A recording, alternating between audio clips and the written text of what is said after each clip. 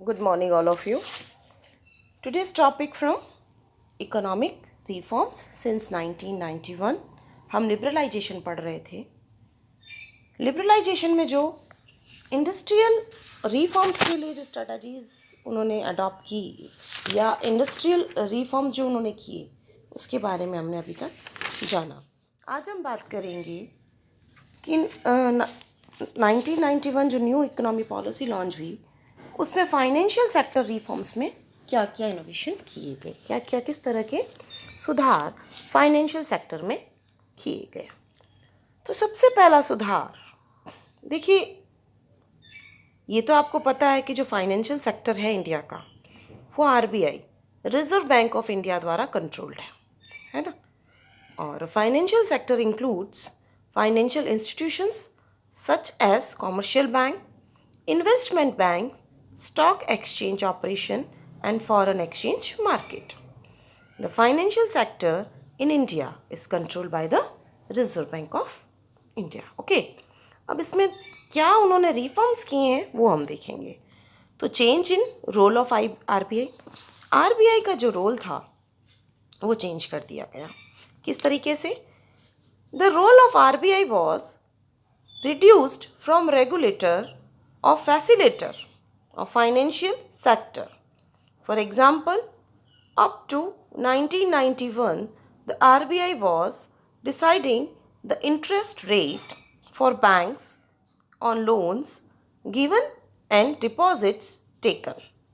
After liberalization, banks could charge own interest rate on loans and choose to give a suitable rate on deposits. This step increased competitiveness in the banking sector. Thus, financial sector was allowed to take decisions on many matters without consulting the RBI. थोड़ा liberal हो गए हम. Banking sector में भी क्या हो गए, थोड़ा लिबरल हो गए हम. अब बैंक अपने डिसीजंस खुद ले सकता है, खुद अपनी रेट ऑफ इंटरेस्ट तय कर सकता है. ओके. नेक्स्ट रिफॉर्म जो किया गया फाइनेंशियल सेक्टर में, establishment of private sector bank. पहले तो गवर्नमेंट पब्लिक सेक्टर के ही बैंक हो रहे थे, अब प्राइवेट सेक्टर के बैंक भी स्टैब्लिश होने लग गए. आईसीआईसीआई, एचडीएफसी है ना, ये सारे बैंक इसी समय में बने. तो the reform policies lead to the establishment of private sector banks, Indian as well foreign, जैसे Indian banks like ICICI, SDFC, and foreign banks like HSBC, IBN, Amro, increased the competition and benefited the consumers through lower interest rate and better services. Okay, now third one, opening up of a stock market for foreign investors.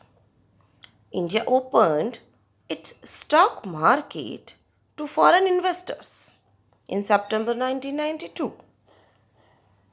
ठीक है ना. मतलब अब देखिए question यहाँ बनता है ना कि when India opened its stock market to foreign investor, तो it is September 1992.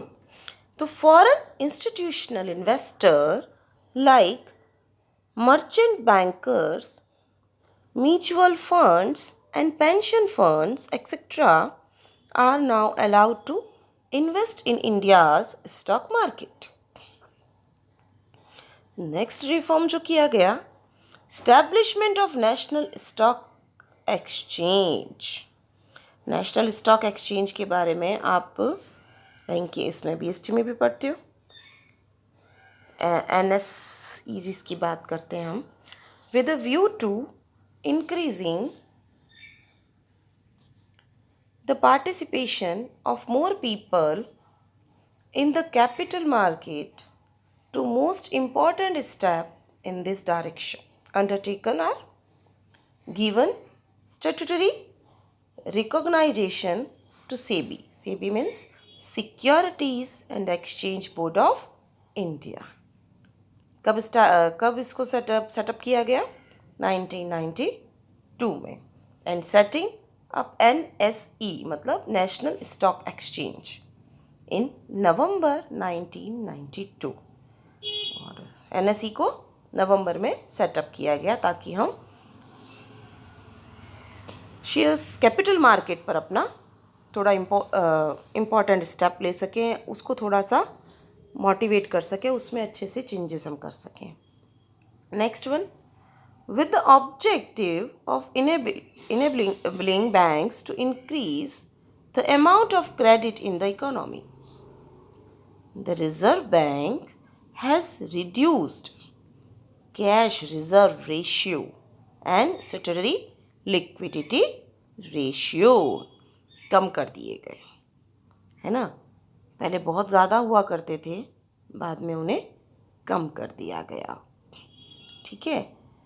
जैसे CRR was brought down from 15% in July 1989 to 4% in February 2013। पहले 15% इसका हाईएस्ट हुआ करता था, उसको 4% ही आजकल जो रखते हैं हम CRR, वो केवल 4% ही है, ताकि लिक्विडिटी बैंकों के पास बनी रहे, उनका क्रेडिट पावर उनके पास रहे और जनता में पैसा ज़्यादा आए। देखिए इसके रूल्स एंड रेगुलेशंस हमने बैंकिंग चैप्टर जब किया था, कब बढ़ाना चाहिए कब घटाना चाहिए, इन्फ्लेक्शन और डिफ्लेक्शन की कंडीशन हमने बहुत पहले कर ली है, मे बी आपको याद होगा। उसी तरह से SLR was reduced from 38.5% in September 1990 to 19.5% in October 2017। जो SLR का रेट था हमारा वो 19.5% कर दिया गया। और सबसे बड़ी बात जो फाइनेंशियल रिफॉर्म्स में अभी हुआ है वो है आपका जनधन योजना। सबको 0%, प्रधानमंत्री ने ज़ीरो बैलेंस पर, है ना, जो जिनकी कम इनकम है उनको बैंकिंग का एडवांटेज देने के लिए, उनको बैंक की आदत डालने के लिए क्या किया गया है, ये काम किया गया है, ठीक है।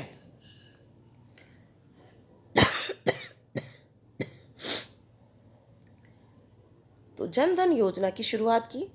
The government has recently launched the Pradhan Mantri Jan Dhan Yojana to provide various financial service to weaker section and low income groups. Okay, तो ये थे फाइनेंशियल सेक्टर रिफॉर्म्स। जो फाइनेंशियल सेक्टर रिफॉर्म्स, फाइनेंस के सेक्टर में जो रिफॉर्म सुधार किए गए उनकी बात। अब हम बात करेंगे टैक्स रिफॉर्म्स की।